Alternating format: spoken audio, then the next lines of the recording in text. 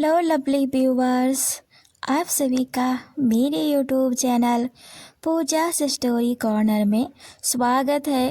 पिछले एपिसोड में आपने देखा कि गायत्री अपनी माँ की जान की दुश्मन बन जाती है।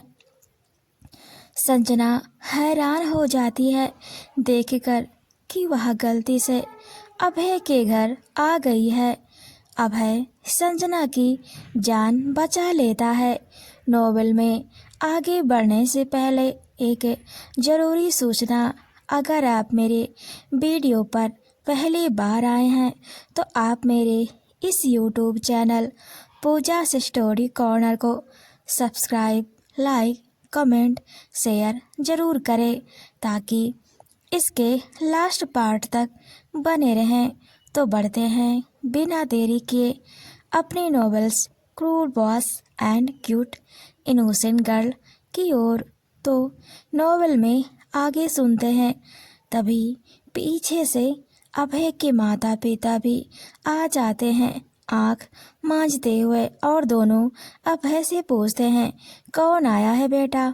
उन दोनों की आवाज़ सुनकर वह बॉस वहाँ से चला जाता है और अभय दरवाज़ा अच्छे से बंद कर देता है और खिड़की से उस आदमी को देखता रहता है जब तक वह आदमी वहाँ से चला नहीं जाता है।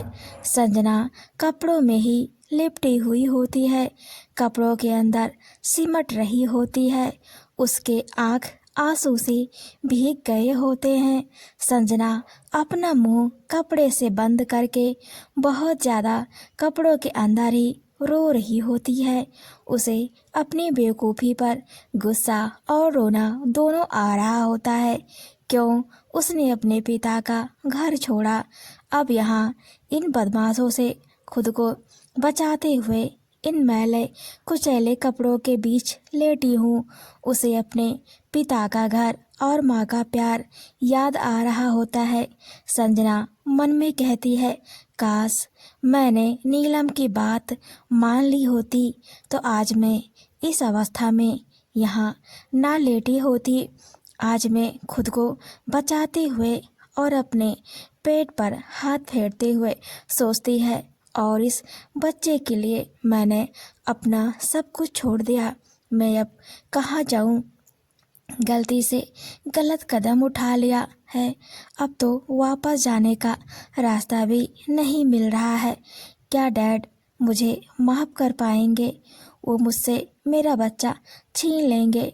फिर सोचती है कि मैं अब नीलम एक दूसरे से कहती थी कि हम दोनों अपना रिश्ता कभी भी नहीं टूटने देंगे। हम दोनों एक परिवार की तरह रहेंगे हमेशा, और हम दोनों अपने अपने बच्चों की शादी एक दूसरे के बच्चों से करेंगे ताकि हमारा रिश्ता अटूट हो, कभी टूटे ना। पर आज मैं इस तरह हो गई हूँ कि दर दर की ठोकर खा रही हूँ। नीलम, हमारा वादा अधूरा ही रह जाएगा। तभी अभय संजना के पास आता है जो कपड़ों में लिपटी हुई होती है। अभय संजना के ऊपर से उन सभी मैले कुचैले कपड़ों को हटाता है और बोलता है, सॉरी, ये कपड़े लोगों के हैं।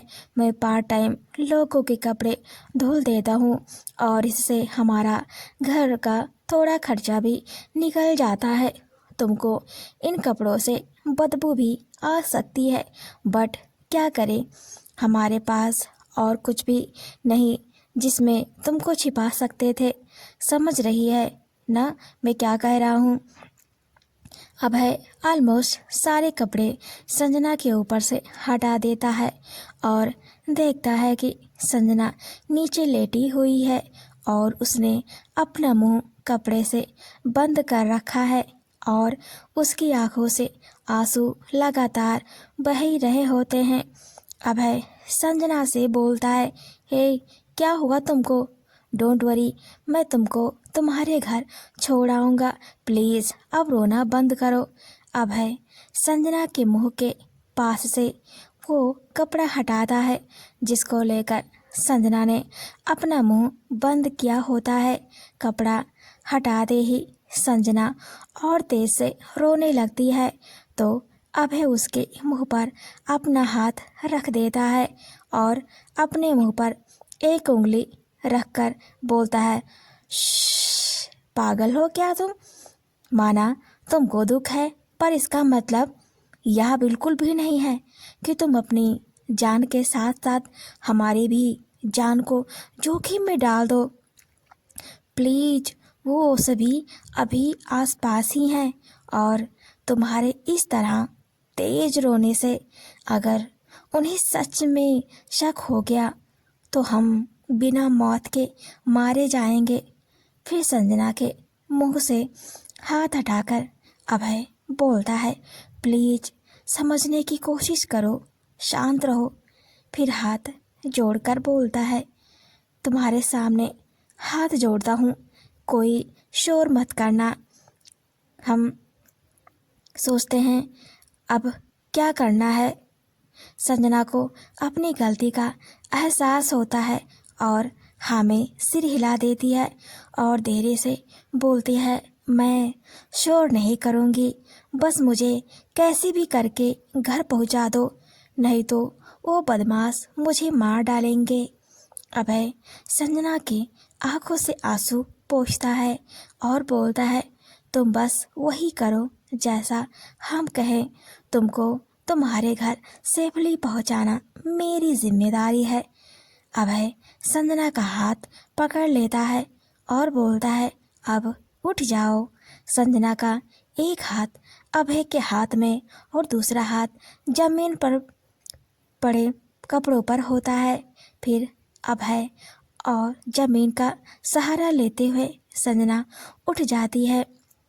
वह बस अभय की ओर देखती है और मन में सोचती है कि नीलम एक गरीब घर से बिलोंग करती है, फिर भी उसकी किस्मत मेरी किस्मत से बहुत ज़्यादा अलग है। उसे बचपन से वो हर चीज़ मिल गई जिसको मैं भी नहीं पा सकती थी।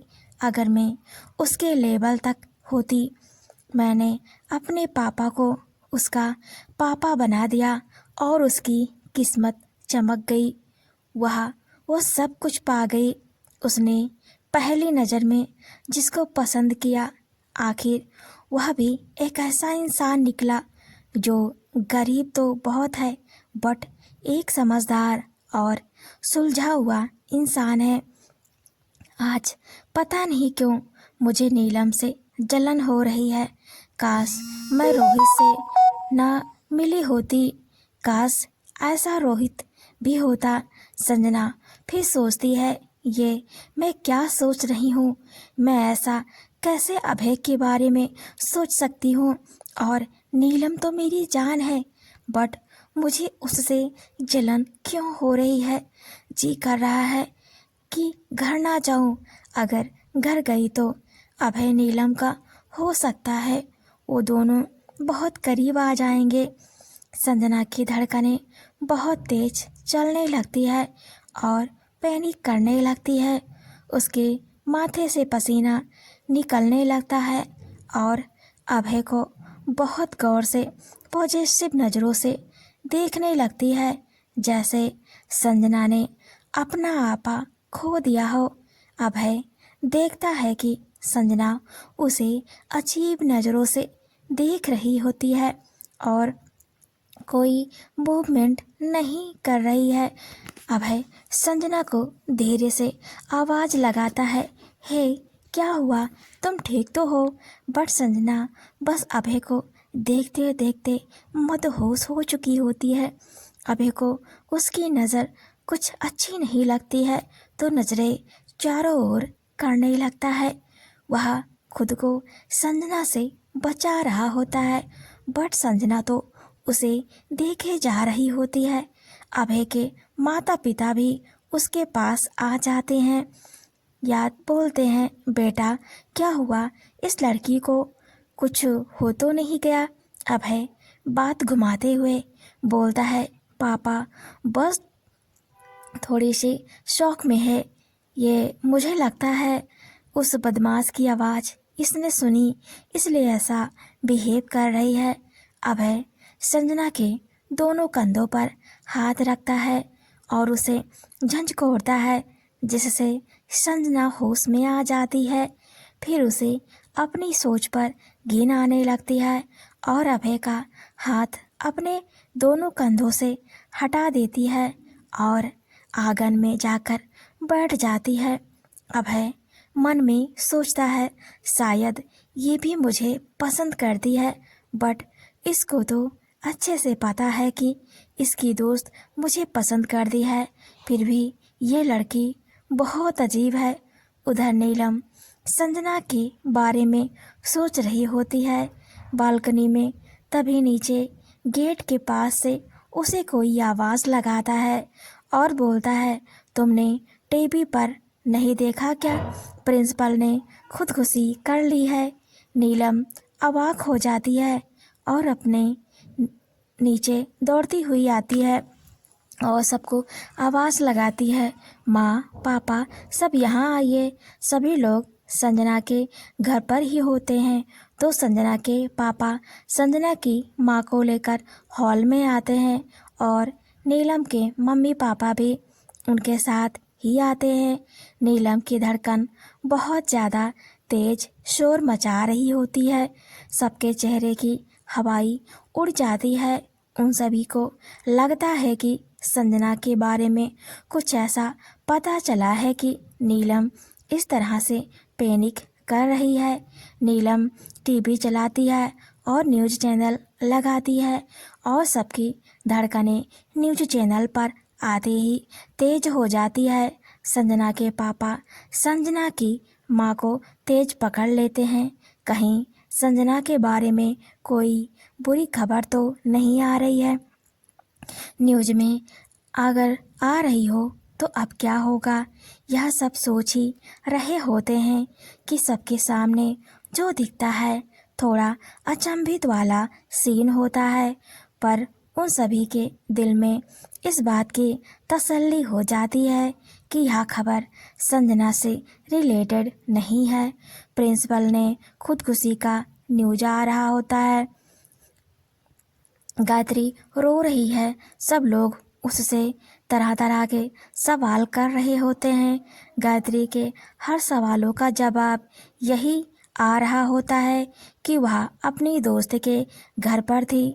जब आई तो मैंने देखा माँ, इतना कहकर वह बार बार रो रही होती है।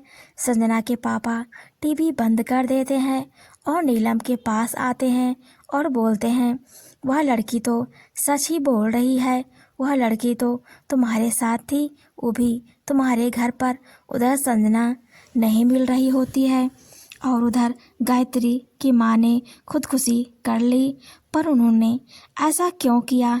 इतनी ज़्यादा पढ़ी लिखी और एक रिस्पेक्टेड प्रिंसिपल भी थी। आखिर यह हो क्या रहा है आजकल? इतना कहकर वे सोफे पर बैठ जाते हैं और नीलम के पापा उनके पास आकर बोलते हैं, हमें जाना चाहिए, गायत्री को हमारी ज़रूरत है। नीलम के पापा नीलम से बोलते हैं कि तुम अपनी माँ और संजना की माँ का ध्यान रखना, हम जल्दी ही आएंगे। इतना कहकर वो सभी चले जाते हैं गायत्री के घर की ओर। उधर गायत्री के पास रोहित के माता पिता दोनों ही आए होते हैं और गायत्री सभी प्रेस मीडिया के सामने यही कह रही होती है कि अंकल ने बोला था कि माँ रात भर यहाँ नहीं थी, वह तो आपके पास ही थी। आप लोगों के पास से आने के बाद उन्होंने ऐसा क्यों किया? आखिर आपने ऐसा क्या कहा माँ को कि माँ ने ऐसा कदम उठा लिया और हमारे बारे में एक बार भी नहीं सोची? बोलिए। रोहित के माता पिता बहुत ज़्यादा डरे हुए होते हैं और बोलते हैं, बेटा हम तो अपने बेटे के असली कातिल को पकड़ने की बात कर रहे थे और ऐसी कोई बात हुई नहीं जिससे वो ऐसा कदम उठाने पर मजबूर होती। गायत्री का इस बार मकसद था रोहित के बेकसूर माता पिता को सजा दिलाना। उसे कोई बकरा चाहिए था तो रोहित के माता पिता से अच्छा बकरा उसे नहीं मिल सकता था। पुलिस को शक हुआ कि गायत्री सही हो सकती है। रोहित के माता पिता के दबाव में आकर प्रिंसिपल ने ऐसा किया है। रोहित के माता पिता को हिरासत में ले लिया जाता है। रोहित के माता पिता पुलिस से बार बार गुहार लगा रहे होते हैं कि उन्हें छोड़ दे, वे बेकसूर हैं, इसमें उनकी कोई गलती नहीं है। अभी उनके बेटे का पोस्टमार्टम भी नहीं हुआ है, उसका अंतिम संस्कार भी करना है, बट किसी ने उनकी ये दुर्दशा देखकर भी कोई टिप्पणी नहीं करी। जैसे ही रोहित के माता पिता को पुलिस वैन के पास लेकर जाने लगे, उनको जेल लेकर जाने के लिए, तभी संजना और नीलम के पापा वहां पहुंच गए और उन्होंने सभी से बात करनी चाहिए कि वो जल्दीबाजी में कोई गलत कदम ना उठाए। ये लोग आपके साथ जाएंगे बट इन्हें जेल बस इसी बेस पर नहीं ले जा सकते हैं कि उन्होंने प्रिंसिपल से कहा कि उन्हें इंसाफ चाहिए। क्या पता इनकी मौत के पीछे कोई और कारण हो तो जो आपको नज़र नहीं आ रहा है। पुलिस को उनकी बातों में दम लगा तो पुलिस सभी पुलिसकर्मी को अच्छे से घर की छानबीन करने को कहा। आपको मेरी नॉवेल कैसी लगी मुझे कमेंट में ज़रूर बताएं। आगे नॉवेल में हम देखेंगे कि क्या संजना घर वापस आएगी या नहीं, क्या नीलम और अभय एक दूसरे से मिल पाएंगे या संजना अभय के मन से नीलम को सदा के लिए क्या गायत्री जेल जाएगी या वह ऐसा कुछ करेगी जिसकी वजह से संजना और नीलम के पापा के साथ बुरा हो सकता है। क्या रोहित के माता पिता को जेल होगी या नहीं, तो देखते हैं नेक्स्ट एपिसोड में। तो बने रहें पूजा's स्टोरी कॉर्नर में। Thanks for watching and keep supporting.